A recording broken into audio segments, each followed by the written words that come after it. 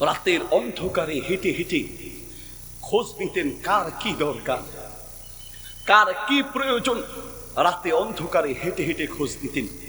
একদিন এক বাড়ির পাশ দিয়ে যাচ্ছেন, যাওয়ার সময় এক বাচ্চার কান্নার আওয়াজ শুনতে পেয়ে তিনি দাঁড়িয়ে গেলেন।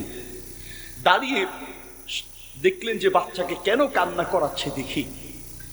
কিছুক্ষণ পরে তিনি সেই বাসায় ঢুকলেন। ঢুকে দেখলেন এক বৃদ্ধা মহিলা বসে আছে। বললেন, বুড়িমা, তোমার বাচ্চা এইভাবে চিৎকার করে কাঁদছে হাউমাউ করে, তুমি বাচ্চাকে কোনো খাবার দাও না কেন বলো? মহিলা বলছে, আমার বাচ্চাকে খাবার দেওয়ার মতো কোনো খাবার আমার ঘরে নাই।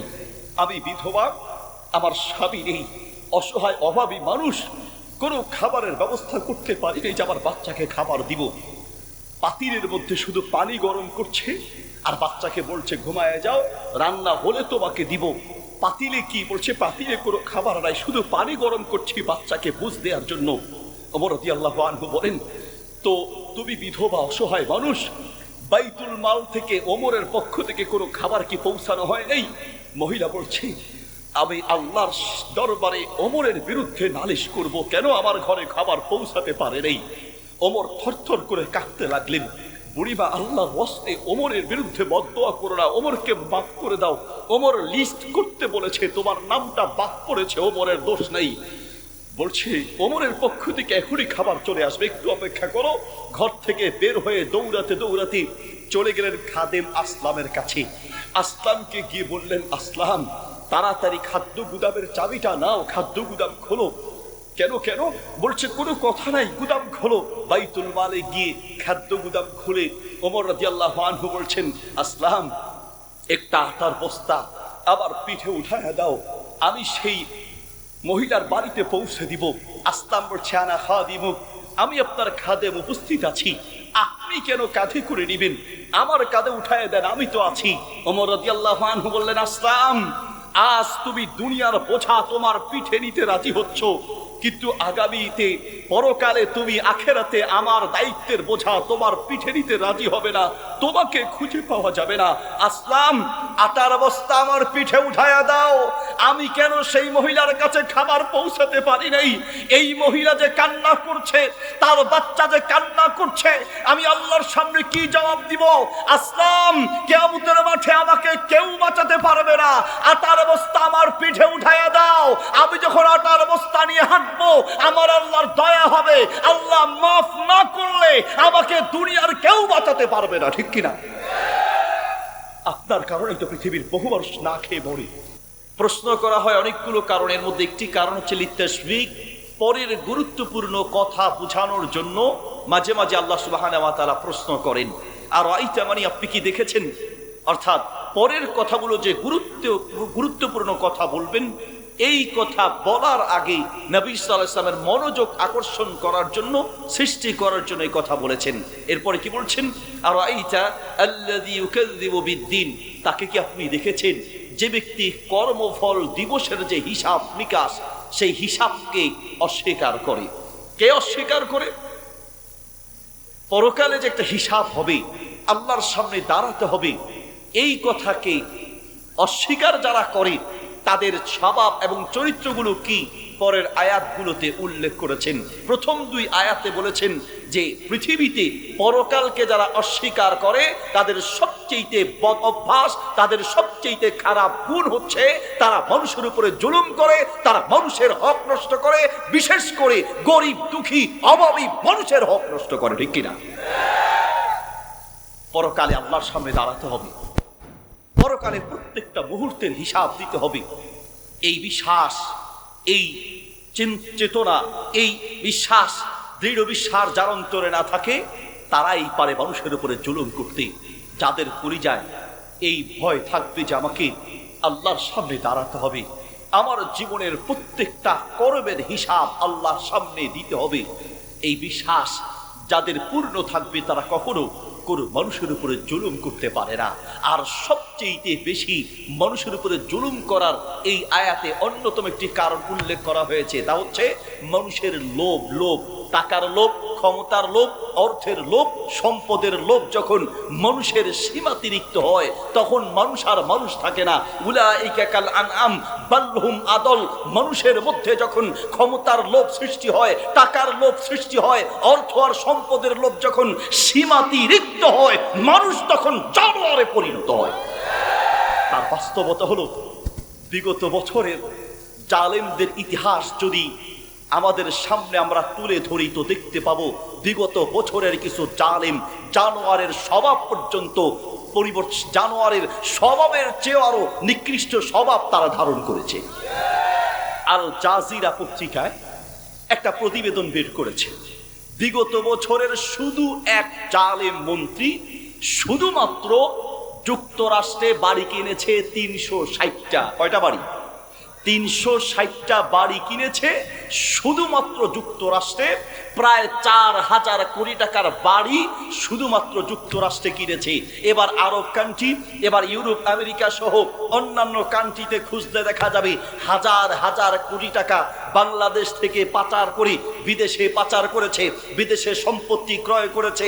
হাজার হাজার কোটি টাকা বাংলাদেশ থেকে বিদেশে যে পাচার করেছে, পূর্বের ওই জালেমরা ওই টাকা ওদের বাপদাদার টাকা নয়, ওই অর্থ সম্পদ টাকা আপনার আর আমার এদেশের জনগণের রক্ত চোষা টাকা পাচার করেছে, ঠিক কিনা? ঢাকা শহরের সাবেক এক মেয়রের ইতিহাস ইনকিলাব পত্রিকায় এসেছে জালেম কাকে বলে। শুধুমাত্র বাড়ি থেকে এক বেলা খাবার অফিসে নিয়ে যাবে, এই এক বেলা খাবার বাড়ি থেকে অফিসে নেয়ার জন্য, দুপুরের এই একবেলা খাবার নেয়ার জন্য সরকারি টাকায় একটা গাড়ি কিনেছি। আবার সেই গাড়ির তেলের খরচ বাবদ নিয়েছে 28,05,000 টাকা। সুবহানাল্লাহ, নাউজুবিল্লাহ। 28,05,000 টাকা নিয়েছে শুধুমাত্র কেবলমাত্র এক বেলা খাবার আনার তেলের খরচ বাবদ। বাংলাদেশের কত মানুষ থাকার জায়গা পায় না, ঘুমানোর জায়গা পায় না, ঠিক মতো চিকিৎসা চালাতে পারে না, নিজের মেয়েটাকে ঠিক মতো বিয়ে দেওয়ার মতো সম্পদ পায় না, রাস্তায় হেঁটে হেঁটে ভিক্ষা করে, থাকার জায়গা নাই, সেই জায়গায় বিভিন্ন স্টেশনে আর বাস স্টেশনে ঘুমায়। এত অভাবী মানুষ থাকতে এই জালেমরা এইভাবে হাজার হাজার কোটি টাকা বিদেশে পাচার করেছে। যেই টাকা বিদেশে পাচার করেছে ওই টাকা যদি বাংলাদেশে ফিরিয়ে আনা যায়, এই বাংলাদেশকে কয়েকবার সুন্দর করে সাজানো সম্ভব হবে, ঠিক কিনা? أرأيت الذي يكذب بالدين فذلك الذي يدعو اليتيم ولا يحض على طعام المسكين। আল্লাহ তাআলা বলেন, সারা পরকালকে অস্বীকার করে কিয়ামতের মাঠে যে হিসাব দিতে হবে, এই হিসাব দেওয়ার চিন্তা যার চেতনার ভিতরে নাই, সে মানুষের উপরে যা ইচ্ছা তা করতে পারে।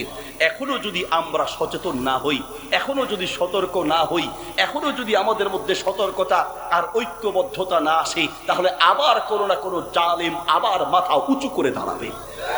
আমরা তো এখনো টুপি নিয়ে দ্বন্দ্ব, পাঞ্জাবের ডিজাইন নিয়ে দ্বন্দ্ব, নিজেদের ছোট্ট ছোট্ট বিষয় নিয়ে আমরা আবার সেই দ্বন্দ্বে লিপ্ত হয়েছি। যতদিন না পর্যন্ত মুসলমানদের মধ্যে যদি সত্যিকার অর্থে মুসলমানদের মধ্যে যদি ভালোবাসার বন্ধন ঠিক হয়, মুসলমানদের মধ্যে যদি সত্যিকার অর্থে ঐক্যবদ্ধতা ঠিক হয়, তাহলে কোনো জালেমের এই সাহসে কুলাবে না মুসলমানদের দেশে, মুসলমানদের কান্ট্রিতে বসে মুসলমানদের নবীর বিরুদ্ধে কথা বলার সাহস কোন জালেমের হবে না, ঠিক কিনা? ওরা সুযোগ পায় শুধুমাত্র আমাদের নিজেদের দ্বন্দ্বের কারণে। আল্লাযী ইউকাযযিবু বিদ্দীন, পরকালে যে কিয়ামতের মাঠে আল্লাহর সামনে দাঁড়াতে হবে, এই ভয় না থাকলে মানুষ বালহুম আদল, জানোয়ারের চেয়ে খারাপ হতে পারে। প্রিয় ভাইয়েরা আমার, আমরা অনেকে আসলে যে আমাদেরকে কিয়ামতের মাঠে আল্লাহর সামনে দাঁড়িয়ে হিসাব দিতে হবে, এই ভয় কি আমাদের আছে? আপনার আমার জীবনের চালচলনের দিকে তাকালেও আমরা দেখবো আসলে সেই ভয় আমাদেরও নাই। যদি থাকতো, আপনার যে টাকা পয়সা, আপনার যে ইনকাম, আপনার যে রুজি, ওই টাকা পয়সার মধ্যে এতিমের হক আছে, মিসকিনের হক আছে, ফকিরদের হক আছে, গরিব মিসকিন অসহায় মানুষের হক আছে। সামনে রমাদান আসছে, রোজার মাসালা খুব জিজ্ঞেস করে, নামাজের মাসালা মাশাআল্লাহ খুব জিজ্ঞেস করে, আর যাকাতের মাসালা কানে ঢুকাতে পর্যন্ত চায় না। যাকাত যে একটা বিধান আছে, আবু বকর রাদিয়াল্লাহু আনহু বলেছেন, শোনো, রাসূল সাল্লাল্লাহু আলাইহি ওয়াসাল্লামের যুগে যাকাত হিসেবে একটা রশি দিত। এইরকম রাসূল সাল্লাল্লাহু আলাইহি ওয়াসাল্লামের যুগে যাকাত হিসেবে যে রশি দেয়া হতো কথার কথা, সেই রশিও যদি কেউ দিতে অস্বীকার করে, আবু বকর রাদিয়াল্লাহু আনহু বলেন, আমি নিজে তার সঙ্গে যুদ্ধে লিপ্ত হব। আল্লাহু আকবার। যাকাত একটা ফরজ বিধান। ইসলামের 5টি বিনার একটি বিনা হচ্ছে, একটি স্তম্ভ হচ্ছে যাকাত। প্রিয় ভাইয়ের, আবার কয়জন মানুষ এখানে আপনারা দাঁড়িয়ে আছেন? অধিকাংশ মানুষের উপরে যাকাত ফরজ। যাকাতের বিধান বললেই আমরা খালি ওই কোটি কোটিপতিদের দিকে তাকাই। আপনি লাখপতি, আপনার উপর তো যাকাত ফরজ। যদি স্বর্ণের হিসেবে ধরি তাহলে প্রায় 1 ভরি স্বর্ণের দাম যদি আমরা এখন বিক্রিত মূল্য ধরি, তো তাহলে প্রায় 1,20,30,000 টাকা হবে, অথবা একটু কম বেশি হতে পারে। তাহলে 7.5 ভরি স্বর্ণ বা 7.5 ভরি স্বর্ণের দাম যার কাছে থাকবে, এটা যদি 1 বছর ঘুরে আসে তাহলে আপনার উপরে যাকাত দেয়া আবশ্যক। অর্থাৎ প্রায় 9 থেকে 10 লক্ষ টাকার মতো যদি আপনার কাছে থাকে তাহলে আপনাকে যাকাত দিতে হবে। আর রূপার হিসেবে যদি 1 ভরি স্বর্ণের দাম আমরা 5 থেকে 6,000 টাকা ধরি, 1 ভরি রূপার দাম যদি 5 থেকে 6,000 টাকা ধরি, 1,000 করে হলে 52,500, আর একটু কম হলে হয়তো 40 থেকে 50,000। তার মানে 40 থেকে 50,000 টাকা যদি আপনার কাছে থাকে, 1 বছর ঘুরে আসে, তাহলে আপনার উপরে যাকাত দেয়া ফরজ, আপনাকে দিতে হবে। রূপার দাম ধরবো না স্বর্ণের দাম ধরবো, ওলামায়ে কেরামের 2টি মত আছে। রূপার হিসেবে ধরাটা উত্তম, কারণ এতে করে গরিবদের হক আদায় হবে। গরিবদের দিকে তাকিয়ে রূপার হিসেবে 40-50,000 টাকা অতিরিক্ত যদি 1 বছর ধরে আপনার কাছে থাকে তাহলে আপনাকে যাকাত দিতে হবে। আর যদি আপনার কাছে স্বর্ণের হিসেবে 8 লক্ষ টাকার উপরে, 8 থেকে 9 লক্ষ টাকা যদি আপনার কাছে থাকে, 1 বছর ঘুরে আসে, তাহলে যাকাত দিতে হবে। এখন যাকাত না দেওয়ার জন্য কত তামাশা, কত বাহানা। মাসালা তো জিজ্ঞেস করে না, আর কেউ যদি জিজ্ঞাসা করেও এমন সিস্টেমে জিজ্ঞেস করে যেন মুফতি সাহেব বলে, ভাই আপনার যাকাত না দিলেও চলবে। এই কথা বললেই কলিজা খুশি হয়ে যায়, যাক বেঁচে গেলাম। আর যাকাত জরিমানা নয়, যাকাত তোমার কল্যাণে, শুধু গরিবদের উপকার নয়। যাকাত দেওয়ার মাধ্যমে তোমার সম্পদ পরিশুদ্ধ হবে, যাকাত দেওয়ার মাধ্যমে তোমার সম্পদে আল্লাহর রহমত বরকত হবে। যাকাত দিলে সম্পদ কমে না, বরং আল্লাহর রহমতে বৃদ্ধি পায়, ঠিক কিনা? কত তামাশা। হুজুর টাকা তো আছে কিন্তু কাছে তো নাই, হুজুর ব্যাংকে রাখছি, যাকাত কি দিতে হবে? মানে উনি এমন সিস্টেমে বলেন যে যাকাত দিব, টাকা তো আমার কাছে নাই, আমি ডিপিএস করেছি, আমি অ্যাকাউন্টে জমিয়ে রেখেছি, হুজুর যাকাত কি দেওয়া লাগবে? টাকা তো কেউ পকেটে নিয়ে ঘুরে না, টাকা হয় ঘরে রাখে, না হয় ব্যাংকে রাখে। ব্যাংকে জমা হিসেবে ডিপিএস বলেন, কারেন্ট অ্যাকাউন্ট বলেন, আপনি যেই টাকাগুলো জমা রেখেছেন আপনার অ্যাকাউন্টে, সেই টাকারও যাকাত আপনাকে দিতে হবে। হুজুর আমার কাছে টাকা নাই, ব্যবসার জন্য আমার ভাইকে দিয়েছি, চাইলে আমি নিতে পারবো। যেই টাকা ব্যবসার উদ্দেশ্যে দিয়েছেন চাইলেই টাকা নিতে পারবেন, কাকে ধার হিসেবে দিয়েছেন চাইলেই আপনি নিতে পারবেন, আপনাকেও যাকাত দিতে হবে। হুজুর আমার কাছে টাকা পয়সা নাই, তো আপনি চলেন কিভাবে? আছে আলহামদুলিল্লাহ, নিজে চলতে পারি, তো এত যে ইনকাম করেছেন টাকা কই? হুজুর আছে এমনি জায়গা জমি আছে, টাকা পয়সা নাই। টাকা কিছু হলেই জায়গা কিনে রাখে, টাকা কিছু হলেই জায়গা কিনে রাখে, বাড়ি করে রাখে, আর ভাবসাব এমন দেখায় মানে যাকাতের বিধান আসলে ওনার মতো গরিব দুনিয়ায় আর একটাও নাই।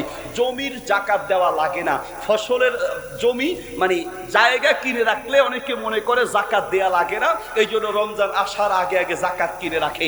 মনে রাখবেন, আপনার অন্তরের খবর কেউ না জানলেও বুখারী শরীফের হাদিস আত-তারগীব ওয়াত-তারহীব কিতাবে আছে, মিশকাতে আছে, নবী সাল্লাল্লাহু আলাইহি ওয়াসাল্লাম বলেন, ইন্নাল্লাহা লা ইয়ানজুরু ইলা সুওয়ারিকুম ওয়ালা ইলা জাসামিকুম ওয়ালাকিন ইয়ানজুরু ইলা কুলুবিকুম ওয়া আমালিকুম।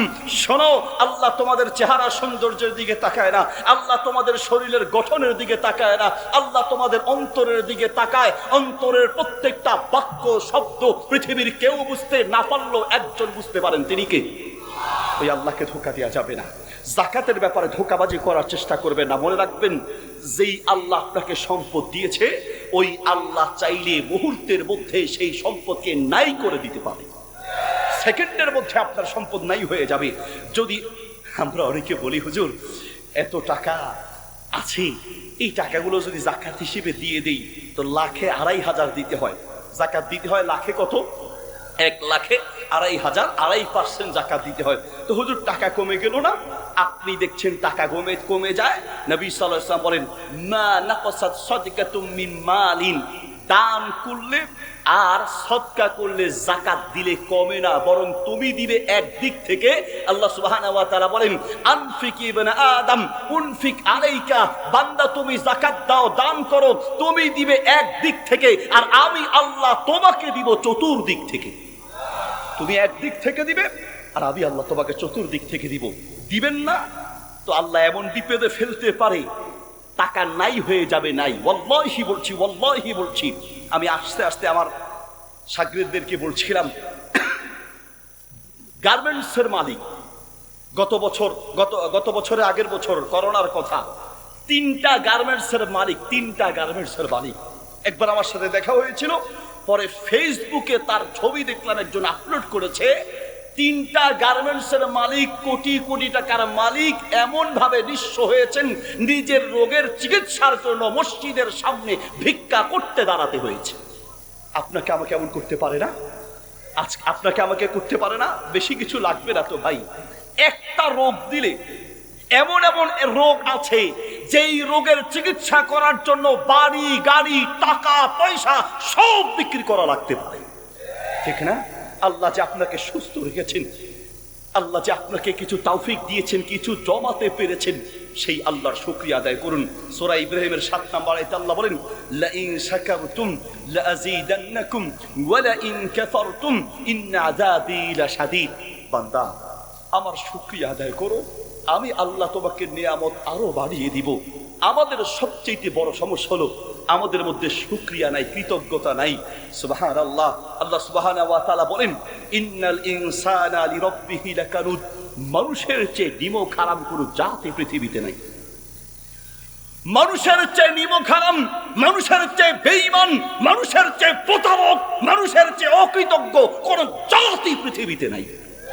ডানে বামে তাকায় দেখেন, মানুষ খুঁজে পাবেন না। আমি তো মানুষ চালাই। আমার মাদ্রাসায় আলহামদুলিল্লাহ প্রায় 70 থেকে 80 জন শিক্ষক আমার দায়িত্বে চলে। আমার গার্মেন্টসের বিজনেস থেকে শুরু করে বিভিন্ন সময় মানুষ চালাতে হয়।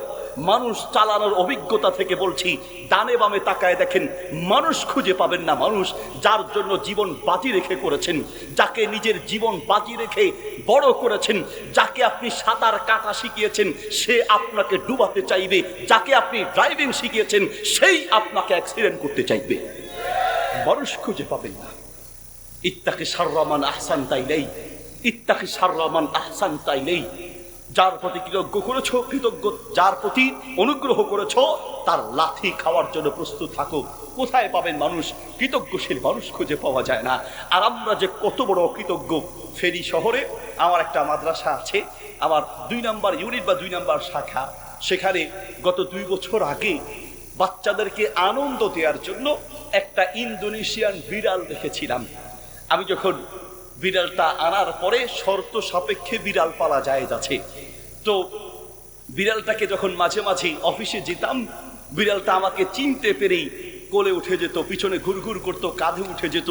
একটা বিড়াল তার মালিক চিনে, একটা গরু তার মালিক চিনে, একটা ছাগল তার মালিক চিনে, একটা পশু জানোয়ার তার মালিক চিনে। আর আপনি মানুষ হয়ে আপনার মালিক আল্লাহকে চিনতে পারেন নাই। আপনার চেয়ে নিমক হারাম পৃথিবীতে কেউ হতে পারে না। ফজরের নামাজের সময় আপনাকে খুঁজে পাওয়া যায় না। আপনি কত বড় অকৃতজ্ঞ আপনি জানেন? নামাজ পড়ছেন ভাইয়া? হ্যাঁ পড়েছি। কোথায়? কম্বলের তলে। নামাজ পড়ছেন? হ্যাঁ পড়ছি। কি কর?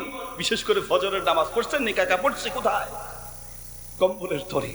ফজরের নামাজের সময় ওনাকে ঘুম থেকে উঠানো যায় না, ওনাকে ঘুম থেকে উঠানো যায় না ফজরের নামাজের সময়। তুমি কত বড় নিমক হারাম জানো? রাতে ঘুমাতে গেলি রাতের 10টা, 11টা, 12টা, 1টা, 2টা, 3টা, 4টা, 5টা পর্যন্ত প্রায় 8 ঘন্টা আল্লাহ আপনাকে আরাম করে ঘুম বানিয়েছেন। আল্লাহ চাইলে সারা রাত ঘুমাতে না দিয়ে আপনাকে হসপিটালে পাঠাতে পারতো। একটু ব্রেইনটা ঘোরায় দিত, পাবনায় মানসিক হসপিটালে যাওয়া লাগতো, পেটে ডিস্টার্ব শুরু করে দিত, বাথরুমে যাওয়া লাগতো, স্ট্রোক করায় দিত, হসপিটালে যাওয়া লাগতো। আল্লাহ বলেন, না বান্দা, আমি আল্লাহ দয়া করে তোমাকে ঘুম বানিয়েছি। ওয়াজআলনা নাওমাকুম সুবাতা, আল্লাহ বলেন আমি তোমাকে ঘুম দেই, আমি ঘুম দেন আল্লাহ। পৃথিবীর মানুষের হাতে ঘুম নাই, যদি থাকতো ঘুমের ঔষধ খাওয়া লাগতো না, ঘুমের ঔষধ খেয়ে পর্যন্ত ঘুমাতে পারে না। আল্লাহ বলে পৃথিবীর মানুষের হাতে ঘুম নাই, আমি আল্লাহ তোমাকে দয়া করে ঘুম বানিয়েছি। যেই আল্লাহ আপনাকে দয়া করে ঘুম বানিয়েছেন 7 থেকে 8 ঘন্টা যেই আল্লাহ আরামের ঘুম দিয়েছেন, ওই আল্লাহর জন্য শুধু 20 মিনিট ফজরের নামাজের টাইমে নামাজ যদি পড়তে না পারেন, আল্লাহ আপনাকে 8 ঘন্টা দিয়েছে, আর আল্লাহর জন্য যদি 20 মিনিট নামাজ পড়তে না পারেন, আপনি মানুষ হতে পারেন নাই, আপনার চেয়ে নিবক হারাম কেউ হতে পারে না, ঠিক কিনা? জানি না আমি কিভাবে বললে আপনি বুঝবেন, কিভাবে বললে যে আপনি বুঝবেন, কোন শব্দ আর বাক্য দিয়ে বললে যে আপনি বুঝবেন আমার জানা নাই। আপনি যে সুস্থ আছেন, আজকে টাকার বান্ডিল নিয়ে আপনি কিছু টাকা হলেই জায়গা কিনে রাখেন, কিছু টাকা হলেই ব্যাংকে রাখেন। হুজুর জায়গা কিনছি, টাকা তো নাই, জায়গা জমি আছে, মনে করছেন জায়গা জমির যাকাত দেয়া লাগবে না। যেই জমি ফসল ফলানোর জন্য কিনা হয়, অর্থাৎ আপনি জমিতে ফসল উৎপন্ন করছেন, তাহলে সেই ফসলের যাকাত দিতে হবে, জমির মূল্যের উপরে যাকাত দিতে হবে না। যেই জমি আপনি ক্রয় করেছেন বাড়ি করার জন্য, ওই জমির যাকাত দিতে হবে না, কারণ এটাতে আপনি বাড়ি করবেন। কিন্তু যেই জমি আপনি ক্রয় করেছেন, দাম বাড়লে বিক্রি করবেন, কিছুদিন দাম বাড়লে বিক্রি করে এরপর ইনশাল্লাহ অন্য জায়গা নিব, অন্য কাজ করব। তাহলে আপনি জমি কিনেছেন ব্যবসার জন্য, বাড়ি করার জন্য নয়, ফসল উৎপন্ন করার জন্য নয়। যেই জমি বিক্রির উদ্দেশ্যে নেওয়া হয়, ওই জমির বর্তমান মূল্যের উপরে ধারণা করে প্রত্যেকটা ডিসিম, প্রত্যেক কাঠা, প্রত্যেক শতাংশের হিসাব করে করে যাকাত দিতে হবে। আপনি যদি ঠিক মতো যাকাত দিতেন, তো আপনার এলাকার মানুষগুলো না খেয়ে ঘুমায় থাকা লাগতো না। আপনি যদি ঠিক মতো যাকাত দিতেন, তাহলে বাংলাদেশের সেই মানুষগুলো রাস্তায়, হসপিটালের বিছানায় ছটফট করা লাগতো না, রাস্তায় স্টেশনে ঘুমানো লাগতো না, ঠিক কিনা? আপনার কারণে ঘুমায় আপনার কাছে 500-1000 টাকার দাম নাই, কিন্তু আপনি কি জানেন 1 লাখের 2,500 টাকার দাম হয়তো আপনার কাছে নাই, কিন্তু পৃথিবীর বহু মানুষ শুধুমাত্র 200-250 টাকা দিয়ে একটা বালিশ কিনবে, সেই টাকা তার নাই। এই 200-250 টাকার অভাবে মাথার নিচে ইট দিয়ে সারা রাত ঘুমায়। যান ঢাকা কমলাপুর রেল স্টেশনের আশেপাশে, যান কুমিল্লা, ফেনী, চট্টগ্রামের রেল স্টেশনে গিয়ে দেখেন, আপনার কাছে 2-2,500 টাকা কিন্তু কোনো ব্যাপার নয়, কিন্তু এই 2-2,500 টাকার অভাবে একটা কম্বল কিনতে না পেয়ে বহু মা তার বাচ্চাকে নিয়ে রাস্তার পাশে সালার বস্তা গায়ে দিয়ে ঘুমায়। কিয়ামতের মাঠে আপনাকেও হিসাব দেওয়া লাগবে, কিয়ামতের মাঠে আপনাকেও হিসাব দেওয়া লাগবে, কারণ আপনি তার হক আদায় করতে পারেন নাই। আপনার তো একটু কলিজা থরথর করে কাঁপা উচিত। এই গরিব অসহায় মানুষগুলো দেখে যদি আপনার কলিজায় একটুও ব্যথা সৃষ্টি না হয়, একটুও যদি মায়া সৃষ্টি না হয়, একটুও যদি আন্তরিকতা সৃষ্টি না হয়, একটুও যদি কলিজায় আঘাত সৃষ্টি না হয়, আপনি মানুষ হতে পারেন নাই, মনুষ্যত্ব বোধ জাগ্রত হয় নাই, ঠিক কিনা? আপনি মানুষ হতে পারেন নাই। ওমর রাদিয়াল্লাহু আনহু, আপনারা জানেন, রাতের অন্ধকারে হেঁটে হেঁটে খোঁজ নিতেন কার কি দরকার, কার কি প্রয়োজন। রাতে অন্ধকারে হেঁটে হেঁটে খোঁজ নিতেন। একদিন এক বাড়ির পাশ দিয়ে যাচ্ছেন, যাওয়ার সময় এক বাচ্চার কান্নার আওয়াজ শুনতে পেয়ে তিনি দাঁড়িয়ে গেলেন। দাঁড়িয়ে দেখলেন যে বাচ্চাকে কেন কান্না করাচ্ছে দেখি। কিছুক্ষণ পরে তিনি সেই বাসায় ঢুকলেন। ঢুকে দেখলেন এক বৃদ্ধা মহিলা বসে আছে। বললেন, বুড়িমা, তোমার বাচ্চা এইভাবে চিৎকার করে কাঁদছে, হাউমাউ করে, তুমি বাচ্চাকে কোনো খাবার দাও না কেন বলো? মহিলা বলছে, আমার বাচ্চাকে খাবার দেওয়ার মতো কোনো খাবার আমার ঘরে নাই, আমি বিধবা, আমার স্বামী নেই, অসহায় অভাবী মানুষ, কোনো খাবারের ব্যবস্থা করতে পারি নাই যে আমার বাচ্চাকে খাবার দিব। পাতিলের মধ্যে শুধু পানি গরম করছে আর বাচ্চাকে বলছে ঘুমায় যাও, রান্না হলে তোমাকে দিব। পাতিলে কি বলছে? পাতিলে কোনো খাবার নাই, শুধু পানি গরম করছি বাচ্চাকে বুঝ দেওয়ার জন্য। ওমর রাদিয়াল্লাহু আনহু বলেন, তো তুমি বিধবা অসহায় মানুষ, বাইতুল মাল থেকে ওমরের পক্ষ থেকে কোনো খাবার কি পৌঁছানো হয় নাই? মহিলা বলছে, আমি আল্লাহর দরবারে ওমরের বিরুদ্ধে নালিশ করব, কেন আমার ঘরে খাবার পৌঁছাতে পারে নাই। ওমর থরথর করে কাঁদতে লাগলেন। বুড়িমা, আল্লাহর ওয়াস্তে ওমরের বিরুদ্ধে বদদোয়া করো না, ওমরকে মাফ করে দাও। ওমর লিস্ট করতে বলেছে, তোমার নামটা বাদ পড়েছে, ওমরের দোষ নেই। বলছে, ওমরের পক্ষ থেকে এখনই খাবার চলে আসবে, একটু অপেক্ষা করো। ঘর থেকে বের হয়ে দৌড়াতে দৌড়াতে চলে গেলেন খাদেম আসলামের কাছে। আসলামকে গিয়ে বললেন, আসলাম, তাড়াতাড়ি খাদ্য গুদামের চাবিটা নাও, খাদ্য গুদাম খোলো। কেন কেন? বলছে, কোনো কথা নাই, গুদাম খোলো। বাইতুল মালে গিয়ে খাদ্য গুদাম খুলে ওমর রাদিয়াল্লাহু আনহু বলছেন, আসলাম, একটা আটার বস্তা আবার পিঠে উঠায় দাও, আমি সেই মহিলার বাড়িতে পৌঁছে দিব। আসলাম বলছে, আনা খাদিমুক, আমি আপনার খাদেম, উপস্থিত আছি, আপনি কেন কাঁধে করে নিবেন? আমার কাঁধে উঠায় দেন, আমি তো আছি। ওমর রাদিয়াল্লাহু আনহু বললেন, আসলাম, আজ তুমি দুনিয়ার বোঝা তোমার পিঠে নিতে রাজি হচ্ছ, কিন্তু আগামীতে পরকালে তুমি আখেরাতে আমার দায়িত্বের বোঝা তোমার পিঠে নিতে রাজি হবে না, তোমাকে খুঁজে পাওয়া যাবে না। আসলাম, আটার বস্তা আমার পিঠে উঠায়া দাও। আমি কেন সেই মহিলার কাছে খাবার পৌঁছাতে পারি নাই? এই মহিলা যে কান্না করছে, তার বাচ্চা যে কান্না করছে, আমি আল্লাহর সামনে কি জবাব দিব? আসলাম, কিয়ামতের মাঠে আমাকে কেউ বাঁচাতে পারবে না, আটার বস্তা আমার পিঠে উঠায়া দাও। আমি যখন আটার বস্তা নিয়ে হাঁটবো, আমার আল্লাহর দয়া হবে, আল্লাহ মাফ না করলে আমাকে দুনিয়ার কেউ বাঁচাতে পারবে না, ঠিক কিনা? আপনার কারণেই তো পৃথিবীর বহু মানুষ না খেয়ে মরে, আপনার কারণেই তো আপনার আশেপাশের গরিব দুঃখীগুলো অসহায়, পৃথিবীর কাউকে বলতে পারে না। গরিব মিসকিন এমন অনেকে আছে যারা হাত পেতে সাহায্য চাইতে পারে। মোবাইলের হোয়াটসঅ্যাপ চেঞ্জ করতে করতে, মোবাইলের সিম চেঞ্জ করতে করতে 5 নাম্বারটা চালাচ্ছি, 4 অফিসে দিয়ে দিছি। মাঝে মাঝে হোয়াটসঅ্যাপে এমন মেসেজ আসে, চোখের পানি ছাড়া চোখের পানি ছেড়ে দেওয়া ছাড়ার কোনো উপায় থাকে না। কারণ আমি অত ধনী নই, অত সম্পদশালী নই, ঘর নাই, বাড়ি নেই, চিকিৎসা টাকা পয়সা আসার সময়ও আমার প্রতিবন্ধী শাখার এক বাচ্চা ঢাকা মেডিকেলের অসুস্থ অবস্থায় আছে, প্রচুর টাকা দরকার। তো কি করব? মাঝে মাঝে এই মেসেজগুলো দেখি আর নিজেকে ধিক্কার দেওয়া ছাড়ার উপায় থাকে না। অসহ্য হয়ে মাঝে মাঝে আরেকজনকে দেই যে দেখো কি করতে পারো। বলতে চাচ্ছিলাম, পৃথিবীর এমন বহু মানুষ কষ্টের যন্ত্রণায় ছটফট করছে, কেউ রাস্তায় ভিক্ষা করে আর কেউ ভিক্ষাও করতে পারে না। বহু মধ্যবিত্ত আছে, মিসকিন হয়ে আছে, পৃথিবীর কাউকে বলতে পারে না। তোমার দায়িত্ব, তোমার অর্থ সম্পদের যাকাত তো দিবে, পারলে অতিরিক্ত দান পর্যন্ত করা উচিত, ঠিক কিনা? তোমার জীবনে আজ পর্যন্ত এতটুকু ব্যথা তৈরি হয় নাই? বলো, তুমি যে রাতে খাওয়ার সময় 10-12 রঙের তরকারি না হলে তোমার পেটের ভাত হজম হয় না, তুমি কি আজ পর্যন্ত কোনোদিন কোনো একটা এতিমখানায় গিয়ে একটা বার জানার চেষ্টা করেছো? একটা বার কি জানার চেষ্টা করেছেন এই এতিমগুলো খায় কি করে?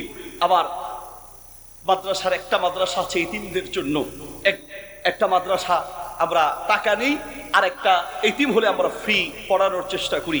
আমার একটা শাখায় 2 জন ছেলে এসে বলছে, ওস্তাদ, আপনার মাদ্রাসায় যেই টাকা দিতে হয়, আমার বাবা মা গরিব মানুষ, ওস্তাদ আমরা এত টাকা দিতে পারবো না, তবে আমরা 2 জনে মিলে একজনের খাবার খাবো এবং একজনের টাকা দিয়ে পড়তে চাই। 2 জনে মিলে একজনের খাবার খাবো। আমি বললাম, পরে আমি সুযোগ করে দিয়েছি 2 জনকে পড়ালেখা করার, কিন্তু আমি বলতে চাচ্ছি তাদের হৃদয়ের কথা, তাদের হৃদয়ের কথা আপনার কানে ঢুকাতে চাচ্ছি। যদি আপনার মাঝে মনুষ্যত্ব থাকে, তাহলে আশেপাশের এতিম মিসকিনগুলোকে, এতিমখানাগুলোতে গিয়ে খোঁজ দিবেন। 2 জনে মিলে একজনের খাবার খেতে চাচ্ছে, আপনার 10-12 রঙের তরকারি না হলে খাবার চলে না। বহু মানুষ ডালের পানি পর্যন্ত খুঁজে পায় না।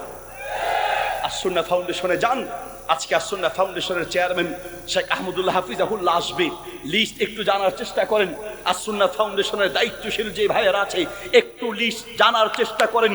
পৃথিবীর কত মানুষ থাকার জন্য একটা ঘর পায় না, খাওয়ার জন্য ভালো মতো একটু নিজে সন্তানদেরকে নিয়ে একটু ভালোভাবে চলবে, ভালোভাবে খাবে, ভালোভাবে চিকিৎসা করাবে। কত মানুষ চিকিৎসার অভাবে ধুকে ধুকে চোখের পানি ফেলে দুনিয়ার থেকে বিদায় হয়। কার জন্য? ছেলে মেয়ের জন্য, বিবি বাচ্চার জন্য।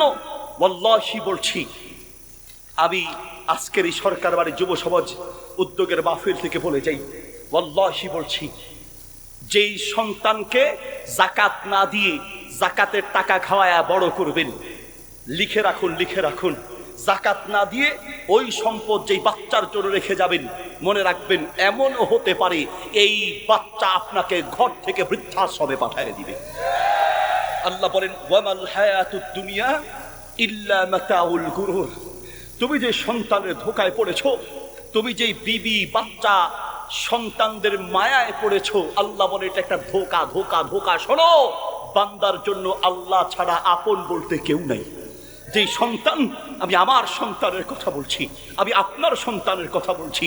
কয়েকদিন আগে আমাকে প্রশ্ন দিয়েছিল একটা মাহফিলে, হুজুর আমরা 5 ভাই, আমার অন্যান্য ভাইয়েরা, আমার মা বাবার প্রতি মাসে অনেক টাকার ঔষধ লাগে, আমার বউয়ের সাথে এগুলো নিয়ে ঝগড়া হয়, আমার কোনো ভাই ঔষধের খরচ দেয় না, সব খরচ কি আমাকেই দিতে হবে? আমার উপরেই কি দেওয়া আবশ্যক? তার মানে অন্য ছেলেরা ঔষধের খরচ দেয় না, যে মোটামুটি একটু বুঝে সেও চিন্তা করছে যে না দিয়ে বাচ্চা যায় কিনা।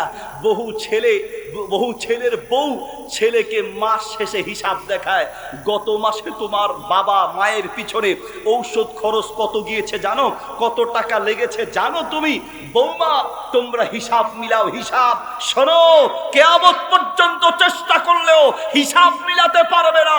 আমি একজন বাপ, আমিও বুঝি। পৃথিবীর প্রত্যেকটা মার বাবা অসুস্থ হয় তার সন্তানকে মানুষ বানাতে গিয়ে। পৃথিবীর প্রত্যেকটা বাপ, পৃথিবীর প্রত্যেকটা মা অসুস্থ হয় তার সন্তানকে মানুষ বানাতে গিয়ে। পৃথিবীর প্রত্যেকটা বাপ অসুস্থ হয়, চিররোগী হয় তার সন্তানকে মানুষ বানাতে গিয়ে। আপনি ঘুমাতে গেলেন, ঘুমাতে যাওয়ার 10 মিনিট পরেই যদি আপনাকে কেউ ঘুম থেকে জাগিয়ে দেয়, মেজাজ গরম হয়ে যায় না? রাগ উঠে যায়, শরীর থরথর করে কাঁপতে লাগে বেটা। মাত্র কাঁচা ঘুম 10 মিনিট হলো আর আমাকে ঘুম থেকে জাগায় দিলি। হ্যাঁ, শরীর অসুস্থ হয়ে যায়। কাঁচা ঘুম ভেঙে গেলে আপনার অসুস্থ হয়। একদিন ঘুমে ডিস্টার্ব হলে আপনার চেহারার দিকে তাকানো যায় না। একদিনের ঘুমের ডিস্টার্ব হলেই আপনার মেজাজ গরম হয়ে যায়, শরীর অসুস্থ হয়ে যায়। আর যেই মায়ের কোলে সন্তান আছে, ওই মা আর বাবা, বিশেষ করে ওই মা এক রাতে কতবার ঘুম থেকে জাগতে হয় তার কোনো হিসাব মিলাতে পারবা না। তবে হিসাব মিলাও। আমি আমার বাবাকে কোনো দিন দেখি নেই। এখানে এই মুরব্বী বাবারা আছে, অর্থ ছিল, একেবারে মিসকিন ছিল না, কিন্তু আমি আমার বাবাকে জীবনে কোনোদিন দেখি নেই। আমার বাবা হোটেলে গিয়ে রুটির সাথে কাবাব খেয়েছেন, গোস্ত দিয়ে নাস্তা করেছেন, আমি কোনোদিন দেখি নেই। আমাদের বাবারা নাস্তা করতে গেলে রুটি আর গোস্ত খুঁজতেন না, বেশি থেকে বেশি রুটি, ডাল ভাজি, রুটি আর চা দিয়ে নাস্তা করে চলে আসতেন। সেই সময়ে টাকার বড় দাম ছিল। নিজে খেয়ে না খেয়ে চিন্তা করতো দোকানে কোনো রকম 10-15-20 টাকায় নাস্তা শেষ করে গোস্ত খেতে হলে বাড়িতে গিয়ে একসাথে ছেলে মেয়ে সহ খাবো। এই যুগ ছিল আমাদের এই বাবাদের যুগ। আর বর্তমানে এমন নিমো খারামের যুগ শুরু হয়েছে, মাকে হসপিটালে রেখে নিজে বয়ফ্রেন্ড ধরে পালিয়ে যায়। এমন এক নিমো খারামের যুগ চলছে। ওয়াল্লাহি বলছি, ওয়াল্লাহি আমি এই রিপোর্ট পড়ার পরে, এই সংবাদ শোনার পরে ওয়াল্লাহি বলছি, আমার মনে হচ্ছে যে আমরা দিনকে দিন পশুর জমানায় পরিণত হচ্ছে। মানুষ খুঁজে পাবেন না। আপনারা জানেন সুবা নামের যে মেয়েটা, মাত্র বয়স কত? 11 বছর। পত্রিকায় লিখেছে 11 বছরের শিশুকে খুঁজে পাওয়া যাচ্ছে না। 11 বছরের শিশু বলে, ও বলে শিশু, 11 বছরের শিশুকে খুঁজে পাওয়া যাচ্ছে না। মায়ের ক্যান্সার, মাকে হসপিটালে রেখে 2 দিন পরে হেডলাইন চেঞ্জ হয়ে গেল পত্রিকার। ওই যে 11 বছরের মেয়ে তার বয়ফ্রেন্ডের সাথে পালিয়েছে। জিজ্ঞেস করছে তার সাথে পালালে কেন? বলছি টিকটকে তার সাথে আমার পরিচয়, বাড়িতে ভালো লাগে না, ওর সাথে ভালো লাগে। বয়স কত? 11 বছর। যেই বয়সে বিয়ে শাদী কাকে বলে আমরা বুঝতাম না, ওই বয়সের 11 বছরের মেয়ে টিকটকে পরিচয় করে ছেলের সাথে পালায়া যাচ্ছে। এমন সন্তান থাকার চেয়ে না থাকা ভালো ছিল। কার জন্য করছেন? আমি একজন বাপ, আমিও বুঝি। পৃথিবীর প্রত্যেকটা বাপ যত ইনকাম, যত রুজি, সব সন্তানের সুখের জন্য। নিজের এই দেড় বিঘা এই পেটের জন্য কয় টাকা লাগে বলেন? বাবারা একটু বলেন, কয় টাকা লাগে? আপনি যে ইনকাম করেন নিজের সুখের জন্য, সন্তানদের সুখের জন্য। আমরা বাহিরের কান্ট্রিতে কোনো প্রোগ্রামে বা উমরায়, সৌদিতে বা কোনো জায়গায় গেলে মাঝে মাঝে দেখি, এয়ারপোর্টে গেলে সুবহানাল্লাহ, প্রত্যেকটা প্রবাসী যখন ঘর থেকে বের হয় কোন রকম নিজেকে শক্ত করে ধরে রাখে। এয়ারপোর্টে গেলে ছেলে মেয়েগুলোকে বুক থেকে সরাতে চায় না, কলিজা থরথর করে কাঁপে, কিন্তু চোখ দিয়া পানি বের হয় না। কারণ কোন পুরুষ চোখ দিয়া কাঁদতে পারে না, পুরুষরা চোখের পানি দিয়া কাঁদে না, পুরুষরা কলিজার রক্ত দিয়া কাঁদে। আমি দেখেছি এয়ারপোর্টে ঢুকে অনেক কষ্টে নিজেকে শক্ত করে ধরে রাখে। আমরা তো প্রবাসীদেরকে টাকার মেশিন মনে করি, টাকার মেশিন। এই যে আজকেই তো দেখলাম ফেসবুকে একটা ভিডিও, হাজবেন্ড বিদেশে মারা গিয়েছে, তার বন্ধু বোধহয় তার বাড়িতে ফোন দিয়ে বলছে যে মারা গিয়েছে। কথা বলার পরে যে কি এক দৃশ্য, সন্তান, বিবি, বাচ্চার সুখের জন্য এক একজন প্রবাসী যে যায়। আমরা তো প্রবাস জীবন মানেই টাকার মেশিন মনে করি। আর এই জেলখানা তার চেয়ে ভালো, বিদেশে থাকার চেয়ে জেলখানায় থাকা আরো ভালো। জেলখানায় অন্তত মাসে 2 মাসে একবার অন্তত বাচ্চাদেরকে সরাসরি দেখতে পারে, আর অনেক প্রবাসী বছরের পর বছর সন্তানের চেহারাটা পর্যন্ত দেখতে পারে না। অসুস্থ হলে নিজের মাথায় নিজেকেই পানি ঢালতে হয়, অসুস্থ হলে নিজের চিকিৎসা নিজেকেই করতে হয়, মাথায় পানি দেওয়ার মানুষটা খুঁজে পাওয়া যায় না। বহু প্রবাসী এমন আছে, মৃত্যুর পরে তার লাশ গলে পচে দুর্গন্ধ বের হওয়ার পরে মানুষ বুঝতে পারে যে কেউ মারা গেছে, ঠিক না? এয়ারপোর্টে যখন যায় অনেক শক্ত করে নিজেকে ধরে রাখে। ইমিগ্রেশন কাউন্টার পার হওয়ার পরে আস্তে আস্তে করে চেহারাটা মলিন হয়ে যায়। যখন প্লেনে উঠে এই আস্তে আস্তে করে চোখের পানি পড়া শুরু হয়। অনেক প্রবাসীকে দেখি প্লেন যখন ছেড়ে দিয়ে প্লেনটা উপরের দিকে উঠতে থাকে, জানালা দিয়ে তাকায়া মাতৃভূমির দিকে তাকায়া থাকে। আমার দেশ, আমার মায়ের দেশ, বাবার দেশ, ভাই বোন, ছেলে সন্তান, বিবি বাচ্চা সব এই মাটিতেই তো আছে। দেশের দিকে তাকায়া থাকে। প্লেনটা উঠতে উঠতে যখন দেশটা হারিয়ে যায়, আর দেখা না যায়, প্রত্যেকটা প্রবাসী কাঁদতে কাঁদতে চোখের পানিতে বুক ভাসায়া দেয়। এমন বহু প্রবাসীর জীবন কেটেছে যেই সন্তান, বিবি, বাচ্চার শান্তি সুখের জন্য দেশ ছেড়েছে। মৃত্যুর পরে আনতে গেলে টাকা লাগবে, এজন্য লাশটা পর্যন্ত বাড়িতে আনতে রাজি হয় না। কার জন্য করছেন? আল্লাহ বলেন, শোনো, ওয়ামাল হায়াতুদ দুনিয়া ইল্লা মাতাউল গুরুর। সারা দুনিয়া একটা ধোঁকা। বিশ্বাস না হলে বাড়িতে যান, আজকে গিয়ে বলেন, কলিজার টুকরা ছেলে, তোমার সুখের জন্য আমার জীবনটা শেষ করেছি। কলিজার টুকরা মেয়ে, তোমার সুখের জন্য আমার জীবনটা শেষ করেছি। কলিজার টুকরা বিবি, তোমাকে সুখী করতে গিয়ে আমি আমার জীবনটাকে শেষ করে ফেলেছি। আমার এই 1.5 বিঘা পেটের জন্য এত টাকা লাগে না। তোমাদের সুখের চিন্তা করে ঠিক মতো খাই নেই, ঠিক মতো আরাম করি নেই। আমি যখন মারা যাব, প্রথম রাত আমাকে মাটির নিচে রাখবে, আমি খুব ভয় পাবো। প্রথম রাত আমি মাটির নিচে থাকবো কি করে? বিবি, একটা মাত্র রাত আমার সাথে মাটির নিচে থেকো।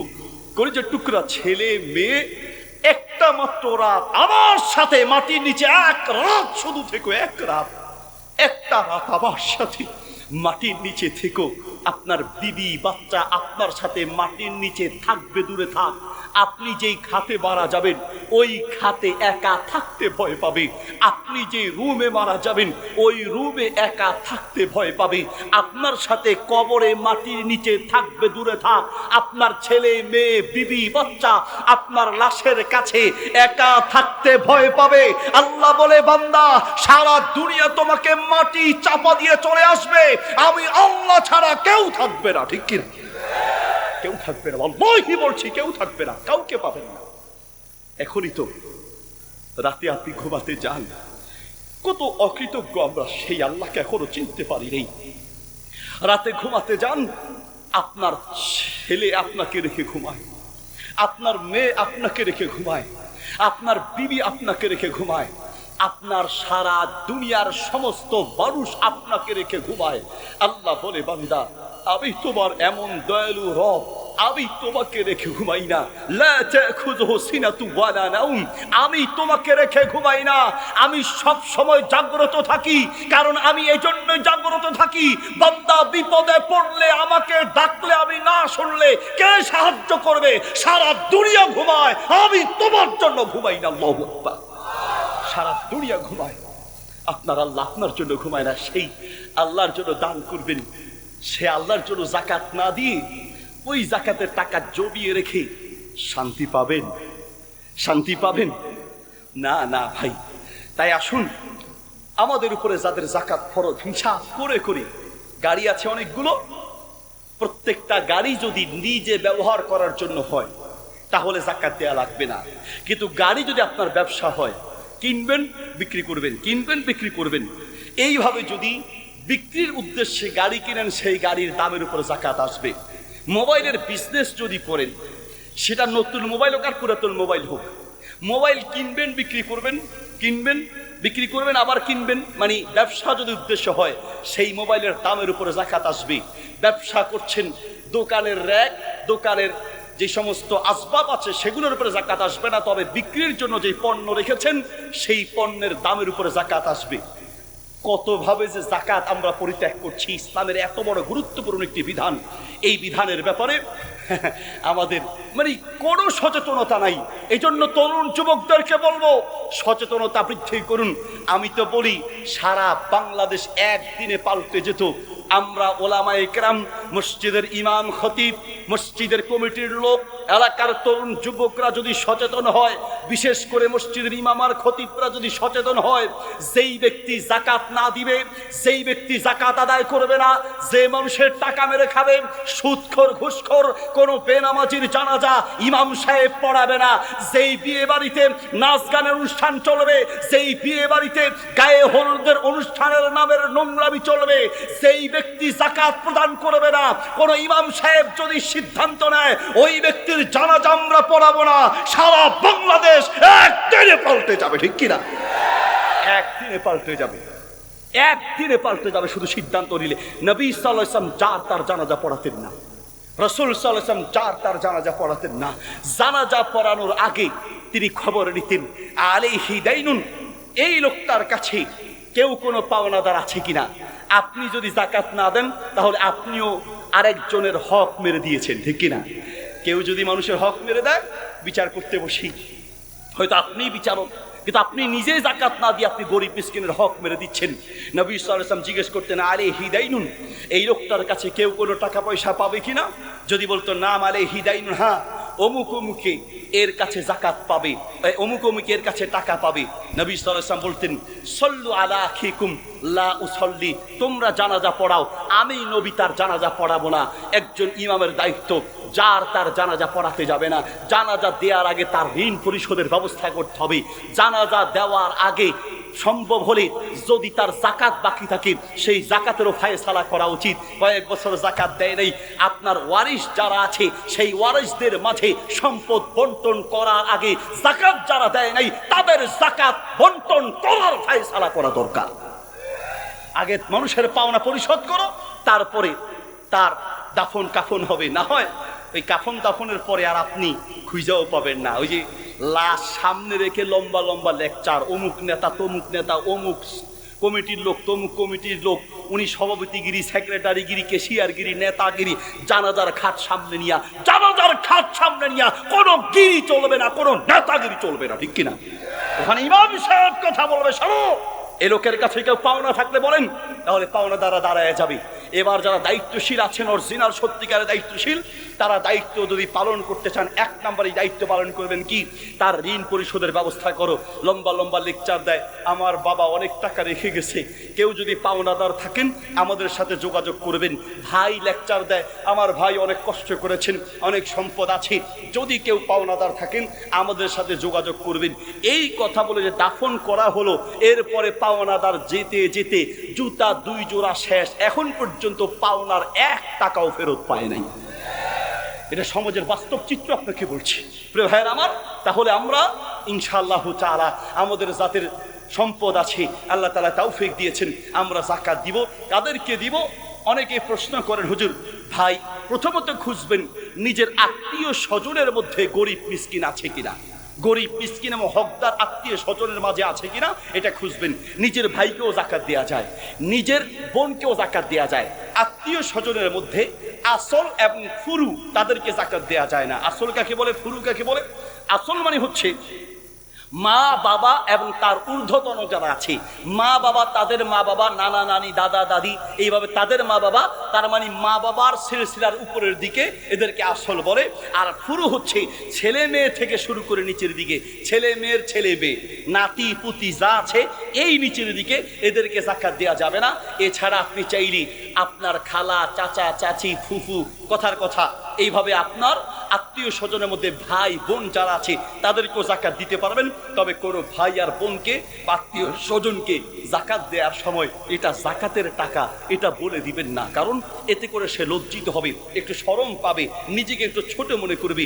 এমন বহু মানুষ হয়েছে, গত রমাদানের পরে আমাদের মাদ্রাসায় দেখেছি যারা যাকাত দিত, এই লোকগুলোর মাঝে 2 জন ব্যক্তি আমার সাথে যোগাযোগ করেছে, হুজুর গত বছর আমিও যাকাত দিয়েছি, কিন্তু এই বছর আমার নিজেরই যাকাত দরকার। আল্লাহু আকবার বলেন, নাউযুবিল্লাহি মিন যালিক। তো এই জন্য যদি ভাইকে আসছেন, আচ্ছা হ্যাঁ, যাকাত যদি আপনি দিতে চান, ভাই বোন বা আত্মীয় স্বজনের মধ্যে যাদেরকে দিবেন, যাকাতের টাকা এটা বলে দেয়া জরুরি নয়। যদি হকদার হয় তাহলে আপনি তাকে যাকাত বলা ছাড়াই দিতে পারবেন। প্রিয় ভাইয়ের আমার, আল্লাহ সুবহানাহু ওয়া তাআলা সূরা তাফসীরের দিকে আসলে আমাকে যাকাতের বিষয়ে, দান সৎকার বিষয়ে বলতে বলা হয়েছিল, এই জন্য এই বিষয়টা বিশেষ করে বললাম।